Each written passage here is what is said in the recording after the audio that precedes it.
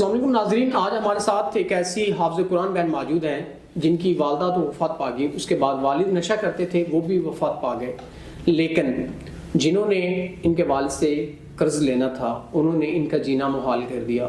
ان کے دروازے پہ آتے ہیں اور طرح طرح کی ان سے باتیں کرتے ہیں، واہیات قسم کی۔ آپ باقی جانتے ہیں ان سے کیا وہ کہتے ہیں۔ السلام علیکم۔ وعلیکم السلام۔ اچھا بہن، آپ مجھے یہ بتائیں، پہلے تو ہم آپ کو اپریشیٹ کرتے ہیں کہ آپ حافظ قرآن ہیں، ہمارے لیے بھی آپ قابل احترام ہیں۔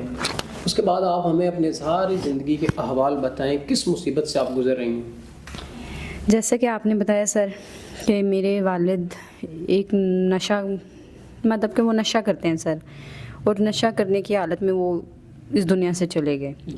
میری والدہ میں چھوٹی تھی تبھی وفات پا گئی تھی، اور میرے باپ نے مجھے پالا پوسا، جیسے بھی کر کے قرض لے کے جو بھی کر کے، وہ مجھے نہیں علم، کیونکہ میں گھر سے باہر نہیں نکلتی سر، اور آج ہی مجبوری مجھے باہر لے کے آئی ہے، کیونکہ جن سے میرے والد نے قرض لے کے مجھے پالا، جیسے کیسے بھی کر کے انہوں نے میری پرورش کی، اور جن سے قرض لیا مجھے کوئی علم نہیں تھا، اور میرے جب والد وفات پا گئے اس کے بعد وہ جو قرض جن سے لیا تھا وہ ہمارے گھر میں آ کے بدتمیزی کرتے تھے۔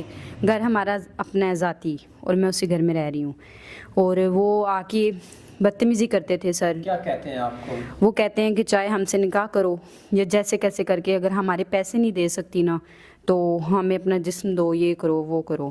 اور سر میں نے کبھی گناہ نہیں کیا، اور مجھے یہ بات انتہائی بری لگتی ہے۔ ناظرین دیکھیں، ہمارے لوگوں کی کتنی ذہنیت گر چکی ہے، ہمارا معاشرہ کس حد تک گر چکا ہے اخلاقیات میں سے، کیونکہ ایک بہن مجبور ہو کر اپنی لائف کو سروائیو کر رہی ہے اپنے والدین کے مرنے کے بعد، اور اگر آپ نے قرض لینا ہے تو اس کا ایک پازیٹیو وے بنائیں، نہ کہ آپ جائیں اور ان سے کہیں کہ اپنا جسم بیچو، یہ بیچو۔ یہ اچھی بات نہیں ہے۔ یہ حافظ قرآن بہن ہے، ہمیں ان کی رسپیکٹ کرنی چاہیے۔ اس کے بعد بہن اب آپ کیسے اپنی زندگی کو سروائیو کر رہی ہیں؟ سر جیسا کہ آپ بتا رہے ہیں کہ وہ قرض والے آ کے بدتمیزی کرتے تھے، اور وہ یہاں تک بھی کہتے تھے کہ اگر وہ نہیں کر سکتی تو نکاح کر لو، قرض نہیں دے۔ سر میں نکاح کیسے کر لوں؟ وہ شخص جو میری گلیوں میں عزت روڑ رہا ہے، مجھے گلی میں کھڑے ہو کے گالی نکال رہا ہے، اور وہ میرے سے نکاح کا دعویٰ کر رہا ہے، تو میں اس شخص سے کیسے نکاح کر سکتی ہوں؟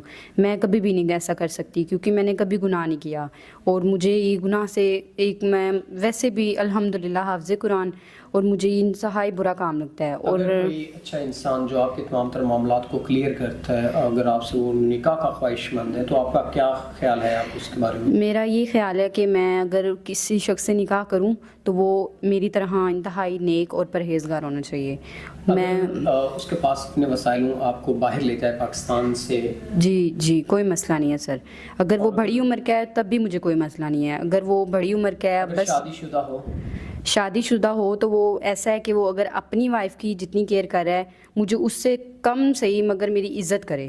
مجھے بس عزت کرنے والا چاہیے، نہ کہ مجھے پھر سے وہی یہ گالیاں گلوچ اور یہ واہیات باتیں مجھے یہ اس کے منہ سے سننے کو نہ ملے سر۔ ناظرین، اگر کوئی ایسا انسان جو ان سے نکاح کا خواہش مند ہے، جیسا کہ بہن نے بتا دیا کہ عمر کا بھی ان کو مسئلہ نہیں ہے، اور پہلے شادی شدہ ہے وہ بھی کوئی مسئلہ نہیں، اگر کوئی باہر لے جانا چاہتا ہے وہ بھی کوئی مسئلہ نہیں ہے، لیکن انسان عزت دار ہو جو ان کی عزت اور رسپیکٹ کرے، ہر جگہ ان کی عزت بنائے، تو ہم امید کرتے ہیں کہ آپ نکاح کو عام کریں، نہ کہ زنا کو۔ ہمیں نکاح کو پروموٹ کرنا چاہیے، اور امید کرتے ہیں کہ آپ اس بہن کے تمام تر مسائل کو مد نظر رکھتے ہوئے ان سے نکاح کریں گے۔ اسی کے ساتھ اپنے میزبان نواب احمد کو دیں اجازت۔ خدا حافظ۔